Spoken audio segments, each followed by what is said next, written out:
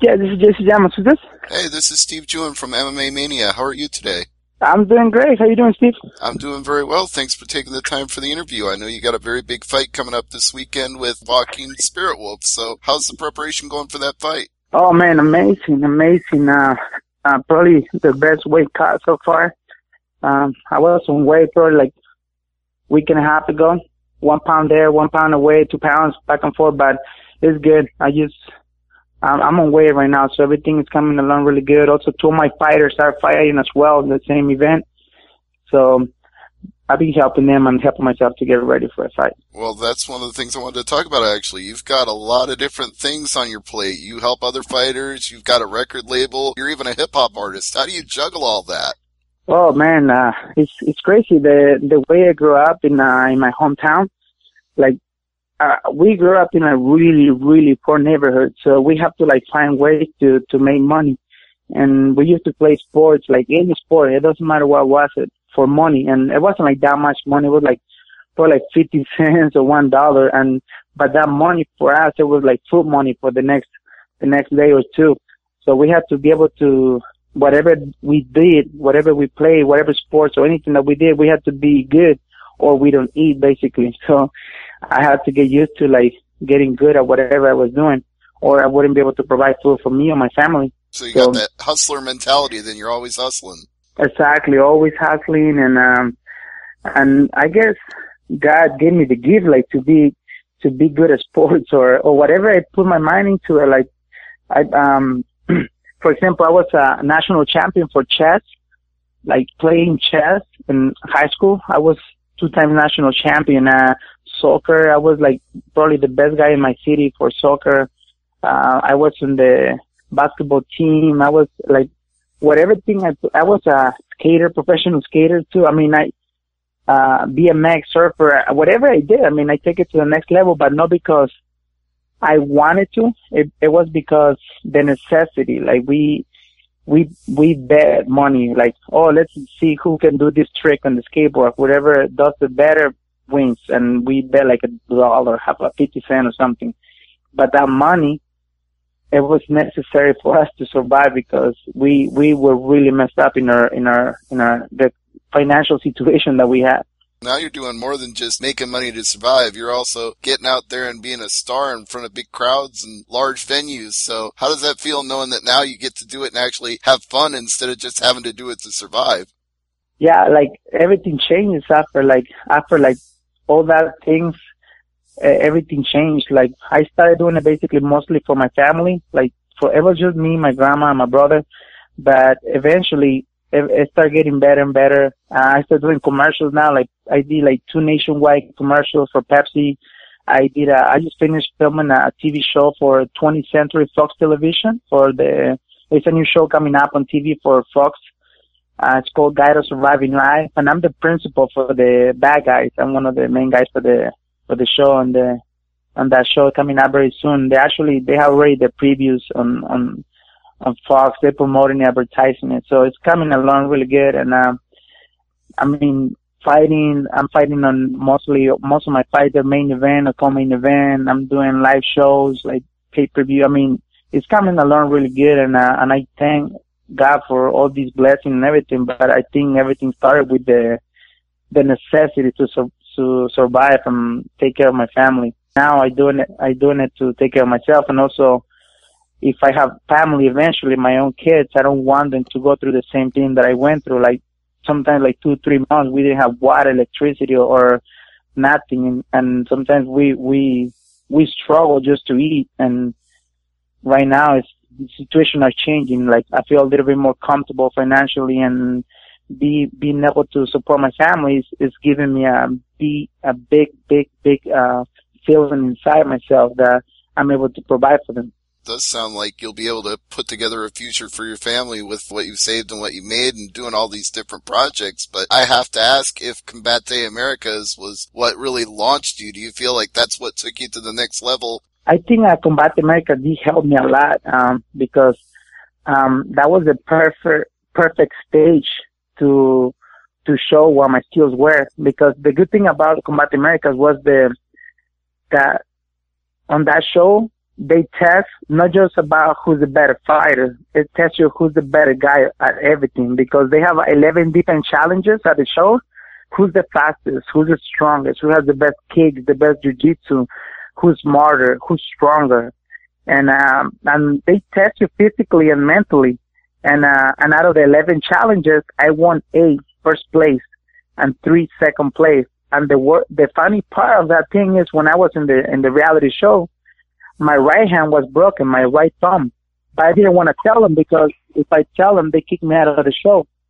So I wanted to. They don't give opportunity to this to people like every day. So I want to make sure I was in the show. So I keep it under the water about my hand.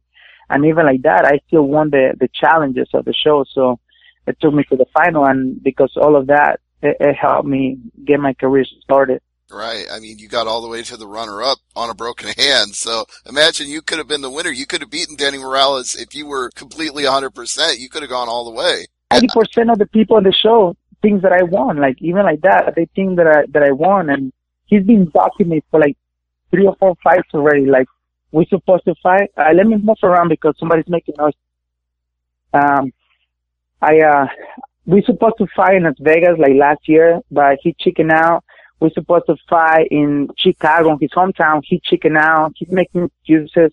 We're supposed to fight for the next Combat America is coming up. But supposedly he's saying that he hasn't been training, he hasn't been fighting, so he don't want to take a risk. He knows I beat him. He knows I defeated him, but the judges gave it to him. So he knows I had a broken hand. Now that he knows that I'm 100%, he knows that will kick his ass. You're definitely the more active of the two fighters. You could say, he wants to duck the fight, but he's also ducking fights in general. He's only had one since that show, and this is your 3rd fight since the show ended. Oh yeah, I mean, basically my career, like, I don't work. My work is fighting, acting, and taking care of my gym and doing my music. That's my job, and I love my job. Like, I wake up whenever I need to, whenever I want to, but I stay active. I stay active. Like, basically my main income is from my gym and my fights. And whenever I fight, I try to get as many sponsors as I can. So basically, that's my rent money, and that's the rent money for my family as well back in my hometown in Mexico, and for food and everything. So I gotta stay busy. Because if I don't fight, I don't make that much money. So I need to stay busy. Those guys, I don't think they take it as serious as I want to. They don't have the same, they're not as hungry as I am. And I've been training MMA for like 5 years. Like, I never did amateur or anything. I went straight to pro.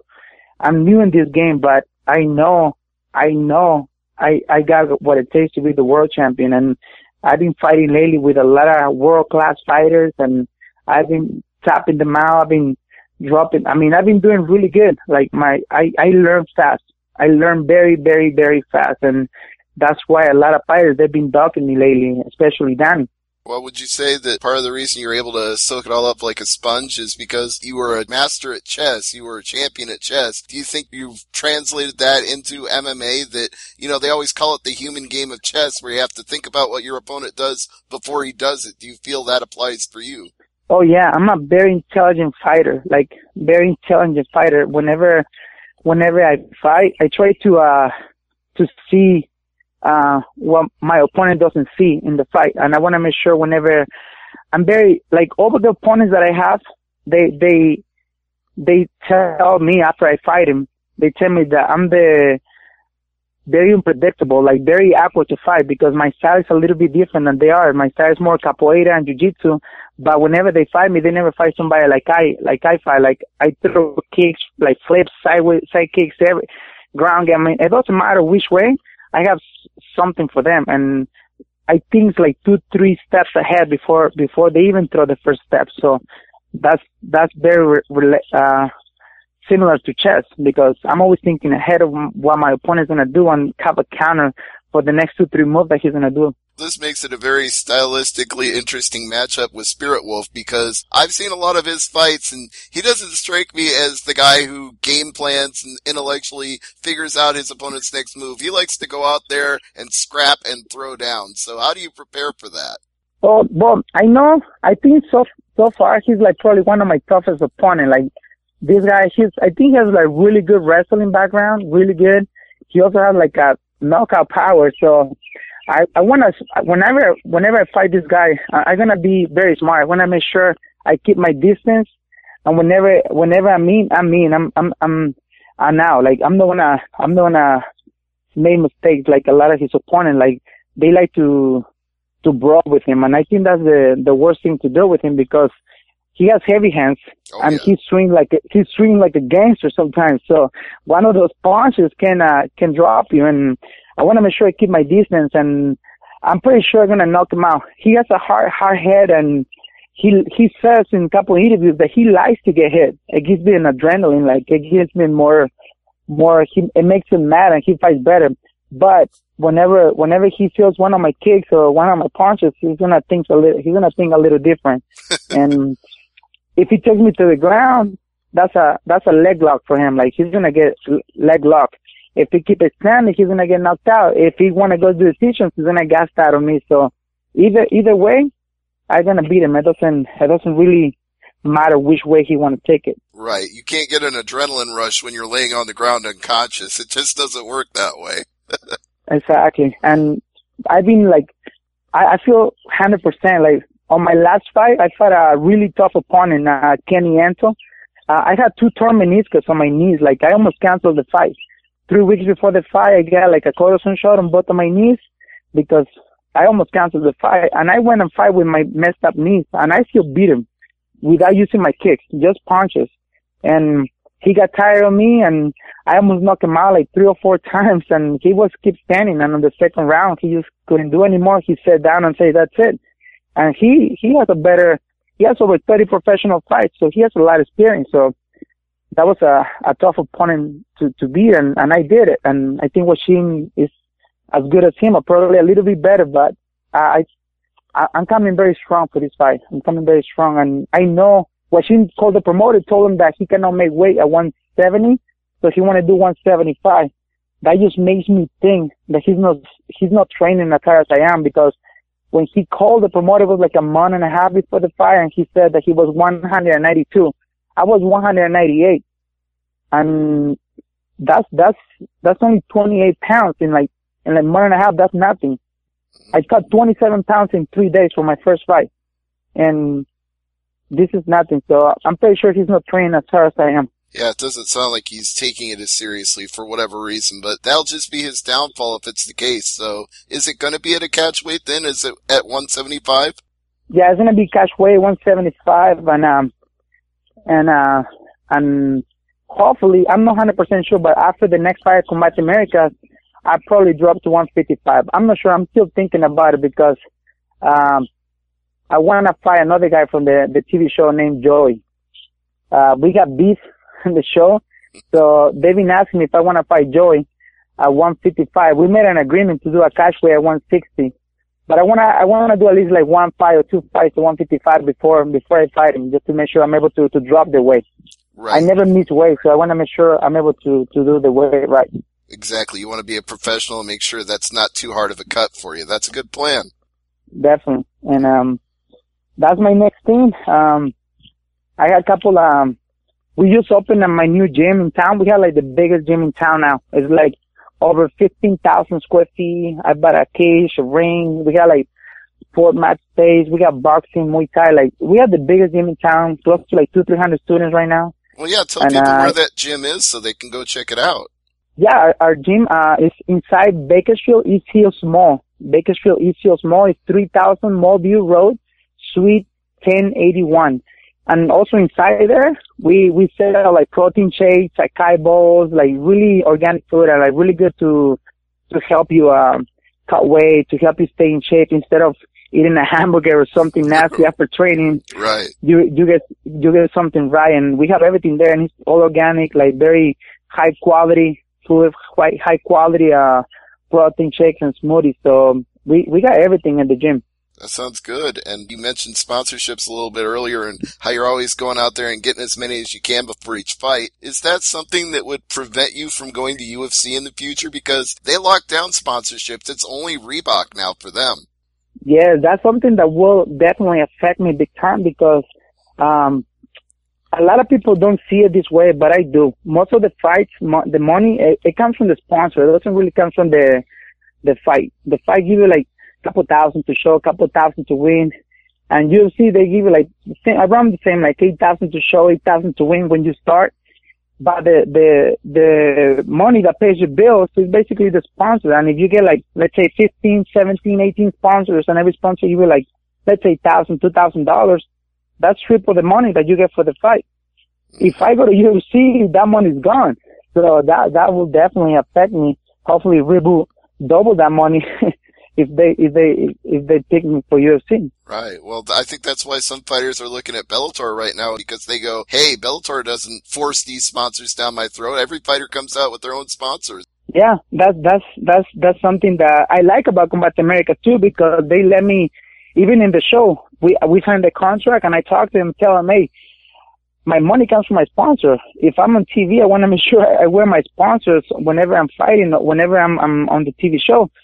And they let me have it. So I'm pretty sure UFC wouldn't let me have that. So that's something I like about Combat America. I was like promoting the crap out of my sponsors in the show. Like every episode, I have like 20, 30 sponsors on my shirt, my pants, my underwear, my hat, everywhere. So it was good. I like that. Well, speaking of sponsors, let's go ahead and plug some of those right now so they can hear your appreciation right here on this show.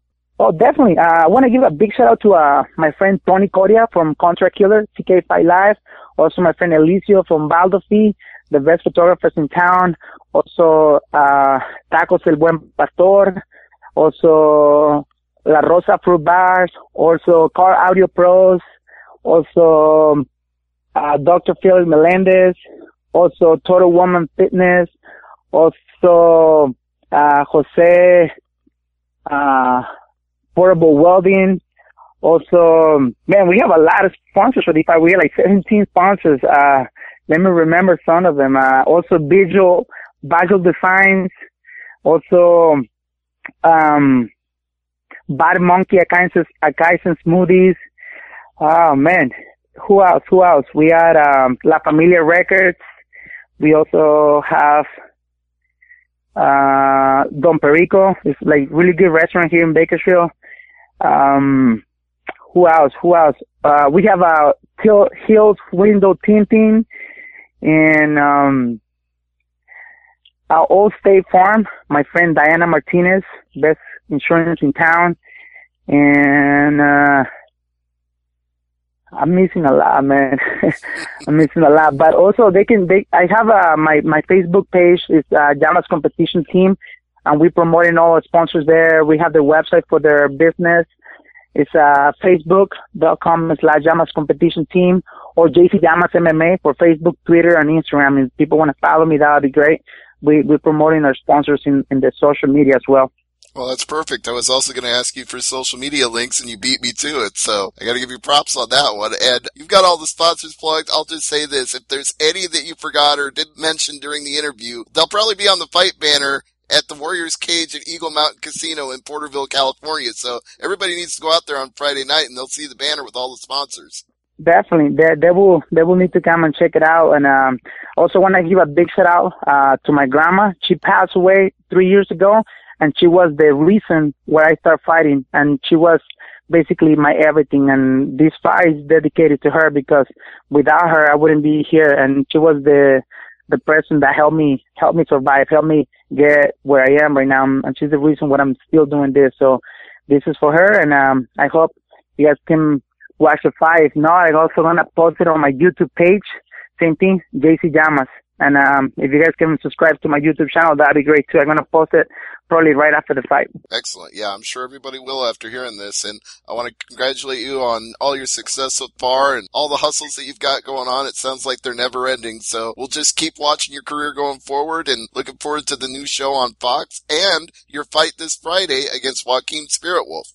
All right, thank you so much, and I appreciate all your help and support. And also, if you guys can, go to Mundos TV and check Combat America as the first season, and hopefully very soon we're going to have season 2 and also the new fight for Combat America is coming up.